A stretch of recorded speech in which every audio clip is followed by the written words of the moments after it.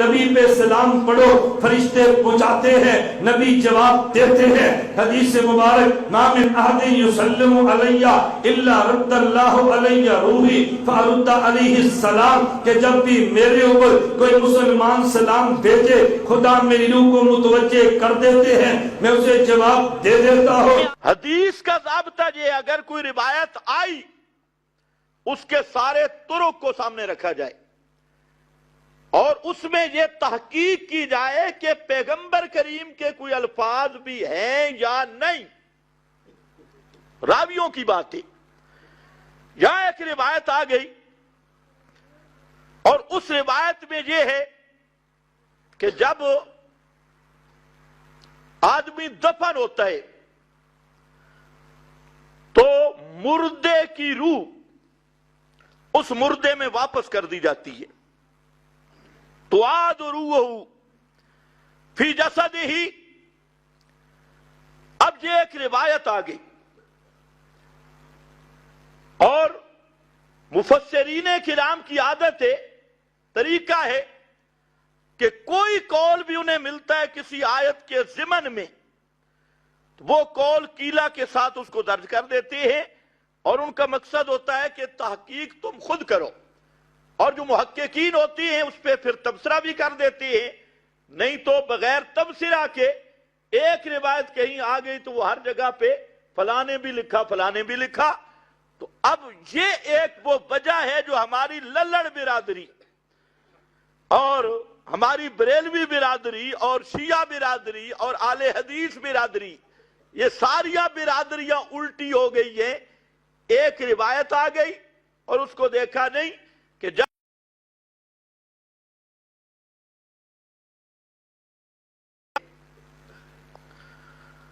توجہ ہے نا، یہ تم بھی سنتے رہتے ہوگے۔ اب وہ کرتے کیا، وہ کہتے ہیں قرآن میں ہے، حالانکہ یہ بات قرآن میں، بولو قرآن میں، ابھی میں نے آیت پڑھی پھر ترجمہ کر دیتا ہوں، وہ بھی یہی آیت پڑھتی ہے، یثبت اللہ الذین آمنوا بالقول الثابت، ثابت قدم رکھتا ہے اللہ ان لوگوں کو جو ایمان لائے ساتھ قول ثابت کے، فی الحیات الدنیا، دنیا کی زندگی میں، وفی الآخرہ اور آخرت میں۔ اس آیت کے کسی لفظ میں روح واپس آ جاتی ہے؟ یہ بالکل وہ شیعوں والا طریقہ کرتے ہیں، جیسے انہوں نے ایک آیت پڑھی پھر بھاگے روایت کی طرف۔ اب ہمارا سوال ہے کہ تمہارا استدلال آیت سے ہے یا روایت سے؟ پہلے تجھے متعین کرو۔ قرآن کی آیت پڑھ کے بھاگ گیا روایت کی طرف، اور ان حضرات نے بھی وہی طریقہ اختیار کیا، حالانکہ یہی قرآن سورہ زمر اس میں تصریحاً ذکر کیا فَيُمْسِكُ الَّتِي قَضَىٰ عَلَيْهَا الْمَوْتِ، جس پر موت آ جائے قیامت تک اس کی روح بدن میں واپس نہیں آتی۔ قرآن ہے فَيُمْسِكُ الَّتِي قَضَىٰ عَلَيْهَا الْمَوْتِ وَإِذَا النُّفُوسُ زُوِّجَتْ إِنَّكُمْ بَعْدَ ذَلِكَ لَمَيِّتُونَ ثُمَّ إِنَّكُمْ يَوْمَ الْقِيَامَةِ تُبْعَثُونَ۔ سری آیات قرآن مقدس کی 80 کے قریب کہ جو مر جائے اس کی روح پھر بدن میں نہیں ہوتی۔ اب مولویوں کا سمجھ بھی دیکھے، ماشاءاللہ، ہم کہتے کچھ نہیں، اللہ ان کو بھی ہدایت دے۔ ایک روایت لے لی اور 80 آیات چھوڑ دی۔ یہ ہے وہ بول الشیطان علی اذہانہم، چھوڑ دیا۔ اب ہم کہتے ہیں دیکھیں، پہلا قانون تو ہے کہ روایت کے لیے شرط ہے کہ وہ کتاب اللہ سے نہ ٹکرائے۔ جو روایت قرآن مقدس کی نسختی کے خلاف آ گئی تو یا روایت کا معنی میں تعویل کرو یا صاف کہہ دو کہ یہ محمد مصطفیٰ کا فرمان نہیں، یہ درمیان میں راویوں نے گپ لگائی ہے۔ ٹھیک ہے کہ نہیں؟ اچھا، اب صحیح حدیثوں کی طرف بھی آؤ. مسند احمد میں صحیح سند کے ساتھ امام شافعی راوی، امام احمد، امام شافعی، امام مالک، تین امام راوی، جس میں فرمایا نسمۃ المومن طائر یعلق فی شجر الجنہ حتی یرجع اللہ الی جسدہ یوم القیامہ یوم یبعثہ، کہ مومن کی روح پرندے کی صورت میں جنت میں چرتی رہتی ہے، قیامت کے دن اللہ اس روح کو اس بدن کے اندر واپس کرے گا. کب؟ یہ موطا مالک میں بھی ہے، مسند احمد میں صحیح سند کے ساتھ، اور تین اہل سنت کے امام اس کے راوی ہے، امام احمد بھی، امام شافعی بھی، امام مالک بھی. اور پھر وہ متواتر حدیث جس میں شہداء یہ تمنا کرتے ہیں ان ترد ارواحنا فی اجسادنا، کہ ہماری روحوں کو جسموں میں واپس کر دیا جائے تاکہ ہم تیرے راستے میں دوبارہ زندہ ہو کر لڑیں اور شہادت کی موت مریں، لیکن اللہ ان کی استدعا قبول نہیں کرتا. وہ مسلم میں موجود ہے، بعض سے بخاری میں موجود ہے، اور حدیث کی سب کتابوں میں ہے، وہ بھی گئی. اور پھر بخاری کی وہ حدیث جس میں حضرت عمر پیغمبر کریم کے سامنے کہتی ہیں کیف تکلم اجسادا لا ارواح فیہا، یہ 3 دن کے بعد یہ بات ہوئی کہ آپ ایسے جسموں سے کلام کس طرح کرتے ہیں جن میں روحیں ہیں ہی نہیں. پیغمبر کریم نے آگے نہیں فرمایا تعاد روحہ فی جسدہ، میت کی روح تو واپس آ جاتی ہے، حالانکہ ان کو عذاب بھی ہو رہا تھا، لیکن روح واپس نہیں آئی. قرآن اور سنت کے واضح دلائل. اب یہ روایت آ گئی، اس روایت کا ہم نے کھرا نکالنا چاہیے کہ نہیں؟ بہت سارے چوروں کو تکلیف ہوگی. اصل پہ جب ضرب لگتی ہے تو ہر بتی کی چین چین چین شروع ہو جاتی ہے، لیکن یہ ہمارے لیے مجبوری ہے، چین چین سننے کے ہم عادی بن گئے. اس میں ایک راوی ہے. اچھا، یہ روایت بخاری میں جب آئی برا ابن عازب کی تو وہاں پر روح کے لوٹنے کی بات ہی کوئی نہیں.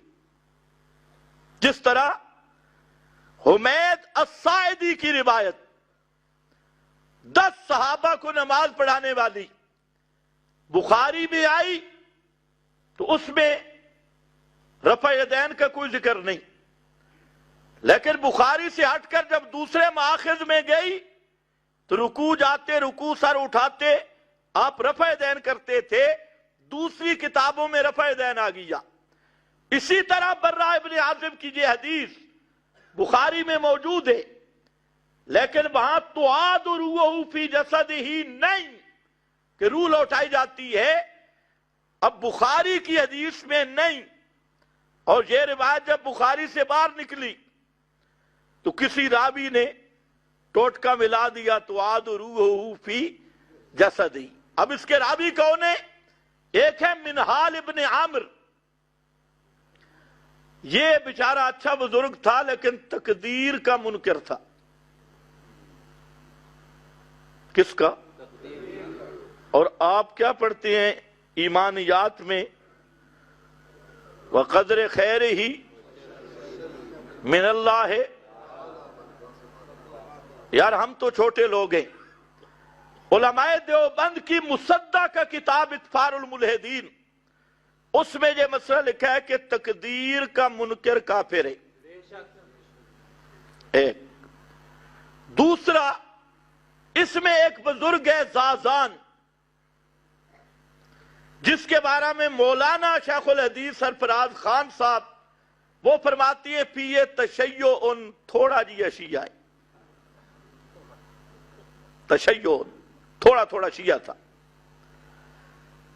تیسرا راوی ابو معاویہ، جس کو ماسٹر امین نے تو کہا کہ خبیث قسم کا رافضی تھا، لیکن ہم ایسی سختی نہیں کرتے راویوں پہ. ہم کہتے ہیں مدلس ہے، مدلس وہ ہوتا ہے جو استاد کا نام چھپا لے، اور یہ فن حدیث میں تدلیس ایسا جرم ہے کہ جو مدلس راوی اس کی روایت کی کوئی حیثیت نہیں ہوتی، اور ایک عامش ہے وہ بھی مدلس ہے۔ اب ایک شیعہ، ایک تقدیر کا منکر اور دو مدلس یہ مل جائیں تو اہل السنت کی بنیاد بن جاتی ہے۔ کیا بات ہے، یہ ان مولویوں کا انصاف، نہ صحیح احادیث ماننی ہے نہ آیت ماننی ہے۔ اچھا، پھر اس حدیث پر بھی بڑا زور لگایا تو آدر ہوا، شیخ الحدیث مولانا سرفراز نے 32 صفحات لکھ مارے، تو آدر ہوا فی جسد، عنوان قائم کیا روح کا جسم میں واپس آنا، یادہ روح۔ لیکن آگے چل کے کہتا ہے کہ اس سے مراد تعلق ہے۔ اس سے مراد کیا ہے؟ بھائی جب حدیث میں روح لوٹائی جاتی ہے تو نے تعلق کہاں سے نکالا؟ کہتے ہیں تعلق، پھر تعلق کس کے ساتھ ہے؟ دماغ کے ساتھ ہے، دل کے ساتھ ہے، بعض ذروں کے ساتھ ہے، کل یہ 32 صفحات وہاں پڑھتے رہو۔ تو اب انہوں نے یہاں سے نکال لیا تعلق۔ ہم کہتی ہیں اگر روایت ماننی ہے نا، اس کو تم پیغمبر کی حدیث کہتے ہو تو پھر اعادہ روح مانو، اور جب گفتگو ہوتی ہے لفظ اعادہ کا بول کے عبارتیں وہ سناتی ہیں، جی فلاں بزرگ نے بھی لکھا تعلق ہے، فلاں نے بھی لکھا تعلق۔ ہم کہتے ہیں تعلق کیسا؟ ابھی آپ جہاں بیٹھی ہیں، آپ کا ایک تعلق گھر سے ہے یا نہیں ہے؟ یہ تعلق ہے مانوی، گھر سے بھی ایک تعلق ہے۔ حضرت تھانوی نے لکھا ہے آدمی ایک رضائی اتار دے دوسری لے لے تو پہلی رضائی سے بھی ایک قسم کا تعلق ہوتا ہے، اور جو روح اس جسم کو اندر رہ کے 50-60 سال چلی گئی تو ایک مانوی تعلق تو وہ خود بخود اس کے ساتھ ہوتا ہے، وہاں پر نس کی ضرورت ہی نہیں۔ لیکن اس تعلق کا یہ مطلب نہیں ہے کہ ادھر رضائی گرے ادھر تم گر پڑو اور دنیاوی ادراک پیدا ہو جائے۔ وہ تعلق مانوی کی اگر کسی نے تعبیر کر دی وہ مسئلہ ہی جدا ہے۔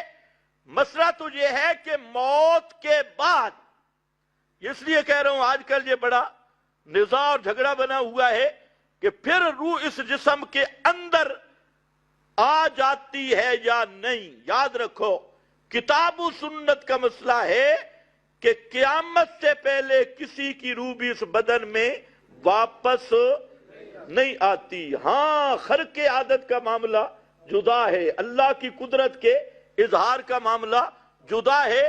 جس طرح حضرت عزیر کو پہلے زندہ کیا، اسی طرح اور بعض ایسوں کو زندہ کیا، تو یہ اللہ کی قدرت، اعجاز، خرق عادت ہے۔ ضابطہ اور قانون یہ ہے کہ قیامت تک روح بدن کے اندر واپس نہیں آتی۔ اب یہاں ایک سوال ہے کہ جب روح واپس نہیں آتی تو عذاب ثواب کیا ہے؟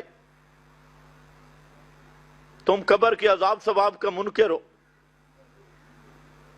جہاں سے یہ پراپاگنڈا کرتے۔ دیکھو جی، روح نہیں مانتے تو عذاب و ثواب، میں نے کہا اس کا ایک الزامی جواب ہے۔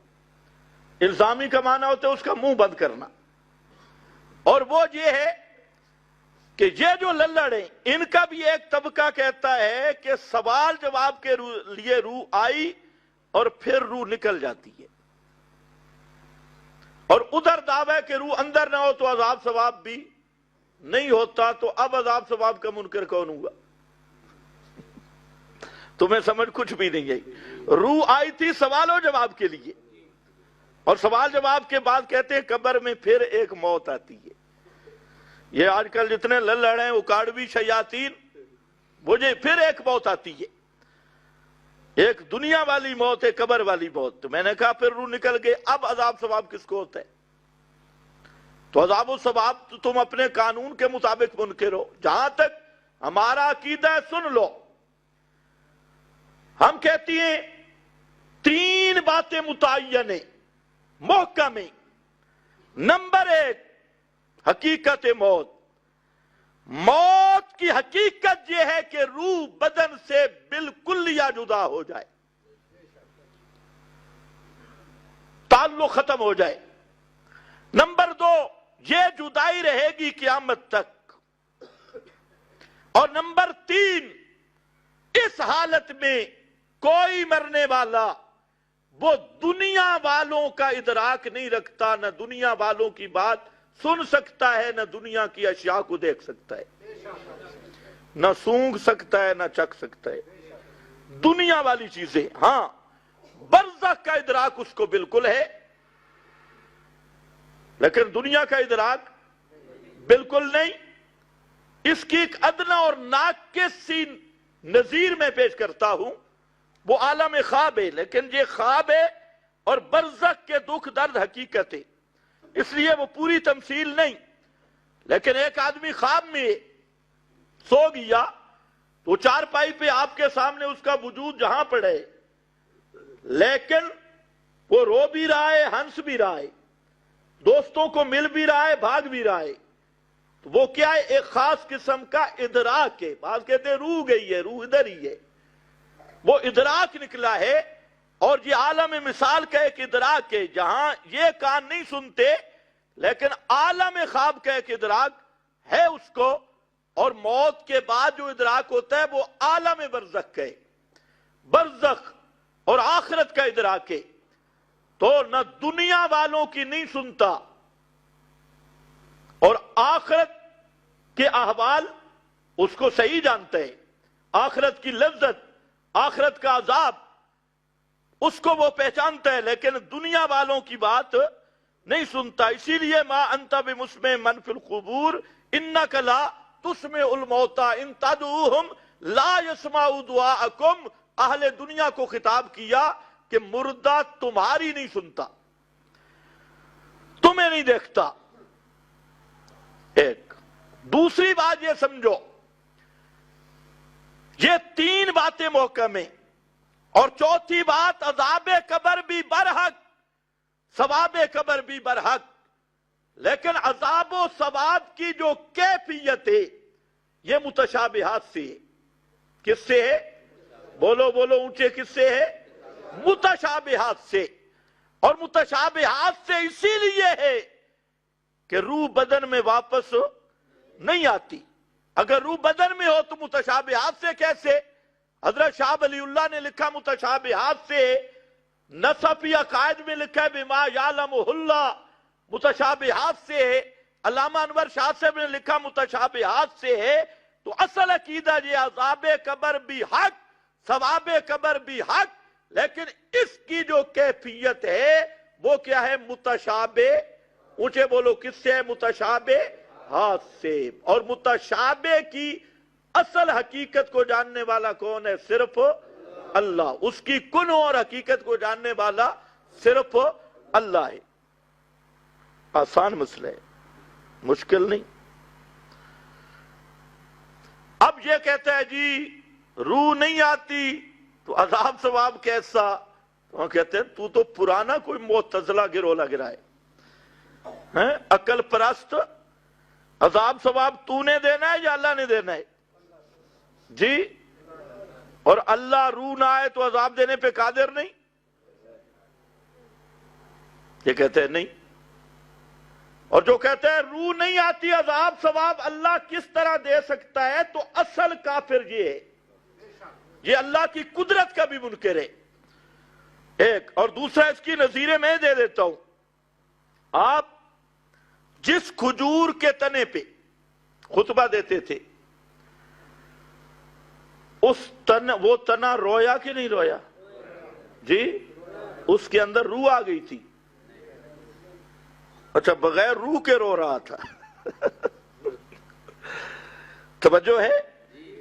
قرآن کہتا ہے من شیء الا یسبح بحمدہ، پتھر تسبیح کرتے ہیں، پتھروں میں روح آ گئی ہے۔ اب یہ جی روح نہیں، عذاب ثواب کیسے؟ وہ بھونی ہوئی بکری آئی، آپ کے صحابی نے بھی بوٹی کھائی اور آپ نے منہ میں رکھی، بھونی ہوئی بکری کی بوٹیاں، تو وہ بول پڑی ہمارے اندر زہر ہے۔ بکریاں دی بھی روح آ گئی۔ اب تو للڑ سنے گا وہ کہے گا بکریاں بھی زندہ ہوتی ہے، ہاں، اور اس کے پیٹ میں پورا باڑا بنا ہوا ہے، بکریاں بھی زندہ۔ میرا بھائی، میرا رب کسی چیز کا محتاج نہیں۔ یہ خدا نے قانون بتایا قیامت تک روح بدن میں آ سکتی نہیں، اور یہ بھی رب نے بتایا، پیغمبر کی زبان نے بتایا کہ عذاب القبر حق، قبر کا عذاب بھی حق ہے۔ ہمارا دونوں شکوں پہ ایمان ہے، قیامت تک روح بدن میں آئے گی بھی نہیں، اور مردے میں دنیا کا ادراک بھی نہیں۔ مانتا بھی مسلم من فی القبور، ہم مانتے ہیں، اور عذاب و ثواب قبر بھی حق ہے، اس کو بھی ہم مانتے ہیں۔ اب اگر کوئی کہتا ہے جی روح نہیں تو عذاب و ثواب کیسے ہو سکتا ہے، یہ کیسے کرنے والا اصلی گبر کافر ہے جو اللہ کی قدرت کا پکا منکر ہے۔ پل صراط ہے، مانتے ہو؟ بال سے باریک، تلوار سے زیادہ تیز۔ اب عقل کیا کہتا ہے کہ 6 من والا پیر گزر جائے گا؟ اتنی بھاری لاش تم گزر جاؤ گے؟ ابھی دھاگا بار رکھتی ہے۔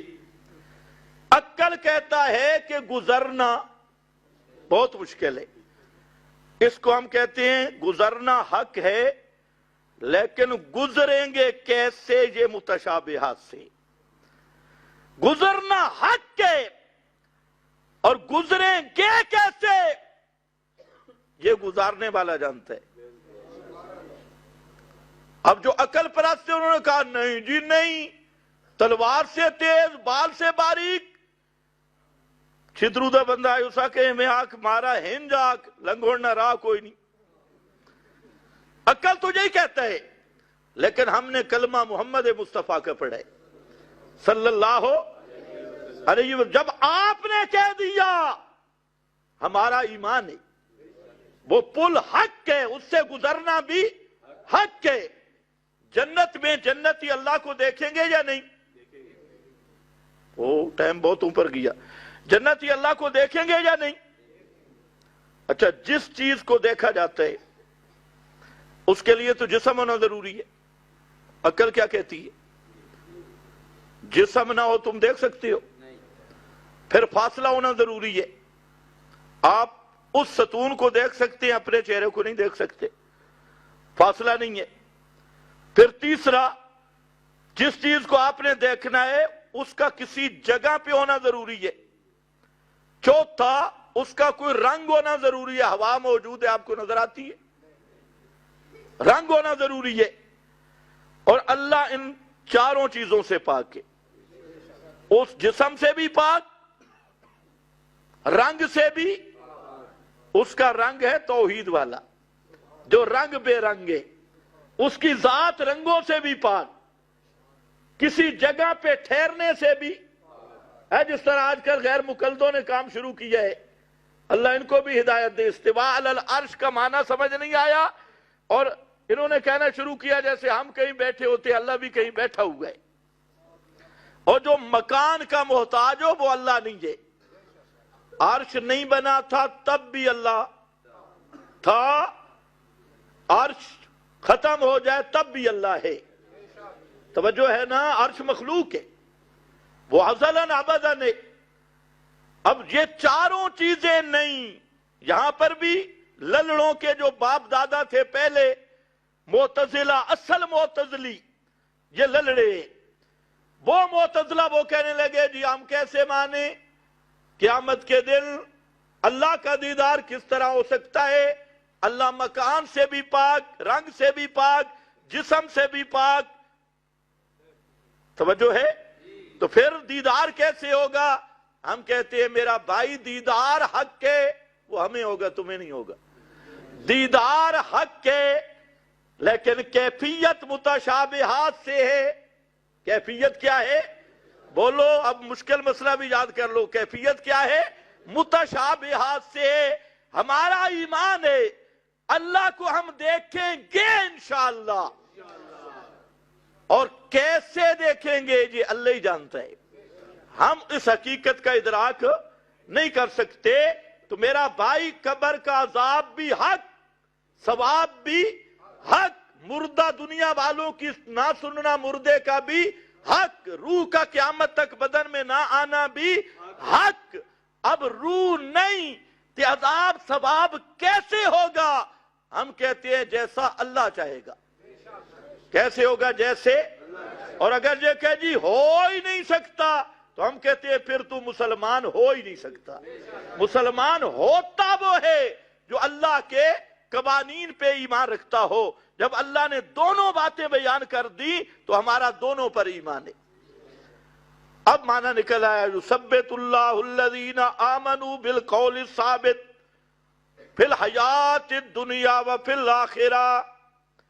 دنیا کی زندگی میں بھی اللہ اہل ایمان کو توحید پر استقامت دیتا ہے، اور آخرت کی زندگی میں بھی، چاہے وہ قبر و برزخ کی حیات ہو یا قیامت والے دن کی حیات ہو، لیکن قبر و برزخ کی حیات بھی اخروی ہے، دنیاوی نہیں۔ یہ اللہ کرے تو فی الآخرہ حیات دنیا کے مقابل ہے۔ وآخر